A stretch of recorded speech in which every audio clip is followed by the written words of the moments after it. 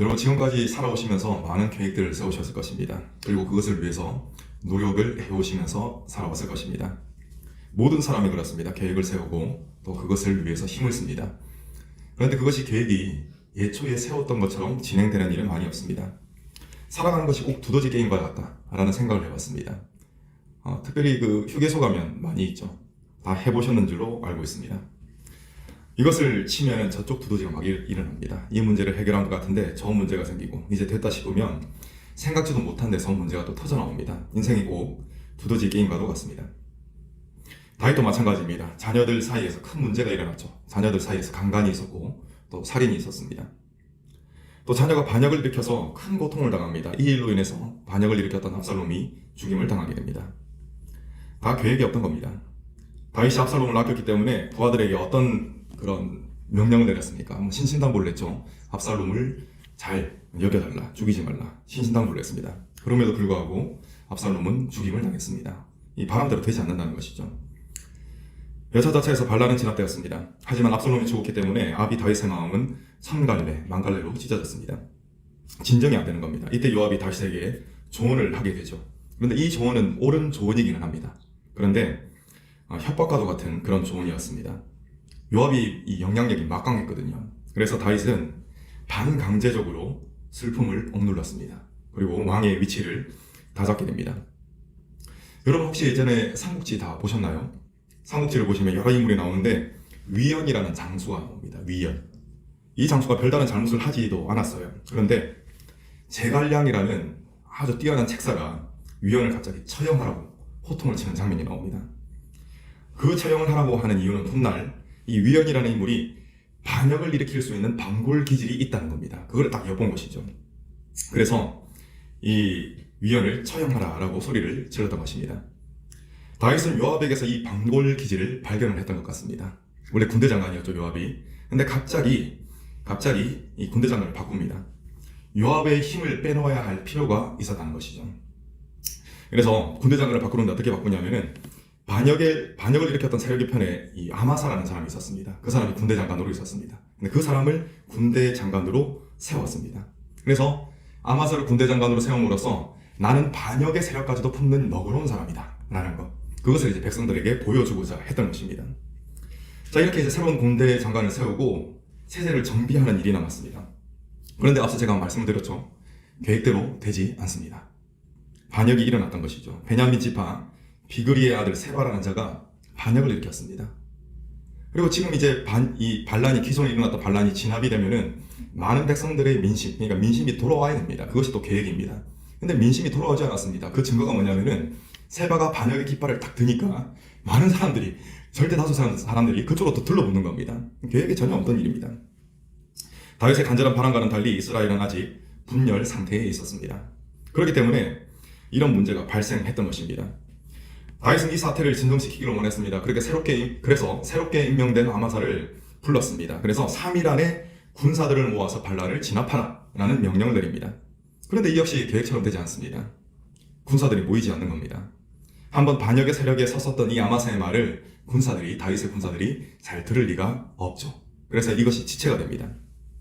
이처럼 지체되는 상황을 지켜보고 있었던 다윗은 요압의 동생 아비새를 장군으로 세우고 진압 명령을 내립니다. 여기서 요압이 정말 타고난 인물이거든요. 근데 요압이 아닌 아비새를 굳이 세우는 것을 보더라도 다윗이 요압의 방골 기질을 염두에 두는 모습을 볼 수가 있습니다. 이렇게 반란 진압 군대가 새롭게 조직이 됩니다. 그리고 작전을 수행하는 과정에서 군대 장관으로 이전에 세워졌던 아마사가 합류를 하게 됩니다. 그런데 이 과정에서 또 계획치 않은 일이 생깁니다. 불미스러운 사건이 생기는 것이죠. 요압이 아마사를 살해했던 것입니다. 이 방법은 지난번에 아브넬을 살해했던 방법과 거의 동일한 방법입니다. 굉장히 좀 비열한 수법이죠. 요압은 매우 기민했던 사람입니다. 그래서 아마사가 왕의 명령을 완수하지 못한 그 시점, 3일 안에 군사를 모아서 반란을 진압하라 라는 그런 명령을 내리지 않습니까? 그것을 지키지 못했습니다. 그런 시점에 아마사를 살해함으로써 자신의 잘못이 작게 여겨지도록 만든 것입니다. 결국 요압은 비열하지만 뛰어난 정치적인 수완으로 인해서 공을 세웠습니다. 또 어떻게 이 아마사를 죽일 수 있었냐면은 요압과 아마사는 이종간입니다. 이종간. 친척이라는 것이죠. 그러니까 경계가 없는 틈을 타가지고 칼로 찔러 죽였다는 것입니다. 그래서 어떻게 됐냐면은 아주 뛰어난 정치적인 소환으로 인해서 요압은 다시 공을 세우게 됩니다. 그리고 직위, 군대 장관이라는 직위를 회복하게 되는 것입니다. 이 역시 다윗의 계획에는 없었습니다. 원래 다윗은 아마사를 세움으로써 반역의 세력까지 품는 것, 이 모습을 보여주려고 했습니다. 그런데 그 계획이 물거품이 됐죠. 왜냐하면 요압이 그를 찔러 죽였기 때문에 그렇습니다. 아무튼 요압을 중심으로 결집한 이 반란 진압 부대는 참 이것도 재밌죠. 아비새를 세웠는데 요압을 중심으로 다시 뭉칩니다. 참 능력이 대단한 사람 같습니다. 이렇게 요압을 중심으로 결집한 반란 진압 부대가 반역자 세바가 머물고 있는 아벨성을 포위하게 됩니다. 그리고 그 성을 허물고자 합니다. 토성을 쌓고 여러 가지 행동을 했죠. 그러니까 포위를 당했던 이 아벨 성읍의 주민들이 오금이 저릴 것이 아닙니까? 근데 이 과정에서 재밌는 일이 생깁니다. 아벨에 거주하고 있던 지혜로운 한 여인이 요압에게 말을 걸었던 것입니다. 왜 이렇습니까? 우리는 잘못한 것이 없습니다. 이 아벨 성은 유서가 깊은 곳입니다. 우리는 충성된 자입니다. 왜 이럽니까? 라고 이야기를 했던 것이죠. 그러니까 요압은 자초지종을 여인에게 설명을 합니다. 그리고 설명을 들었던 여인은 아벨 성읍 사람들을 설득합니다. 설득해서 반역자 세바의 머리를 베어서 요압에게 던지도록 만듭니다. 이로써 반란 주동자였던 세바의 피를 제외한 그 누구의 피도 흘리지 않고 반란은 진압이 됩니다. 이 역시 다윗의 계획에는 전혀 없는 것이었습니다.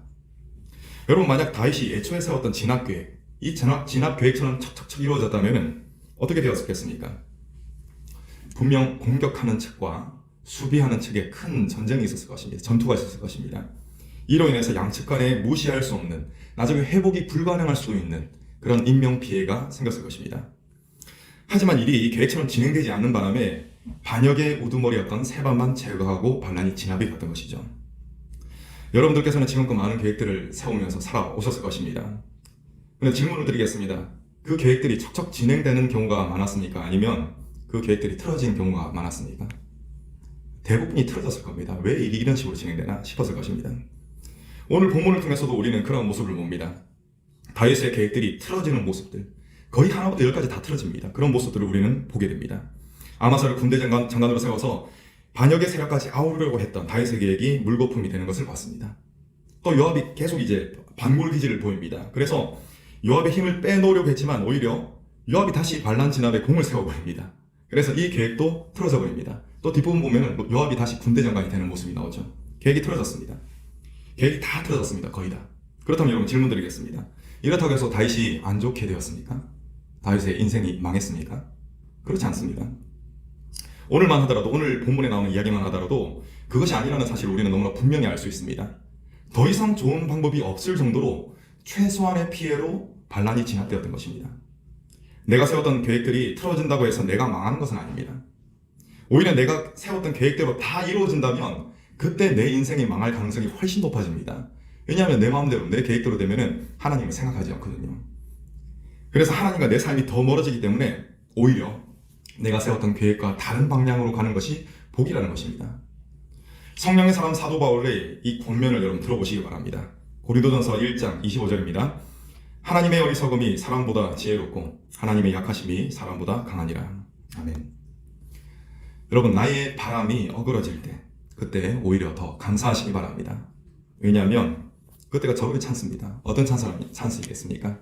그때가 내 계획이 수포로 돌아갔을 때, 그때가 바로 내 계획이 아니라 하나님의 계획이 진행되는 것을 경험할 그때이기 때문에 그렇습니다. 하나님은 내가 처한 상황이나 내 감정과는 상관없이 언제나 선하신 분이십니다. 선하신 하나님께서는 여러분 각자에게 가장 좋은 곳으로 채워주실 줄로 믿습니다. 선하신 하나님을 항상 바라보며 다른 것이 아니라 원망 불평이 아니라 항상 감사로 여러분들의 삶을 채워나가시기를 간절히 축원합니다.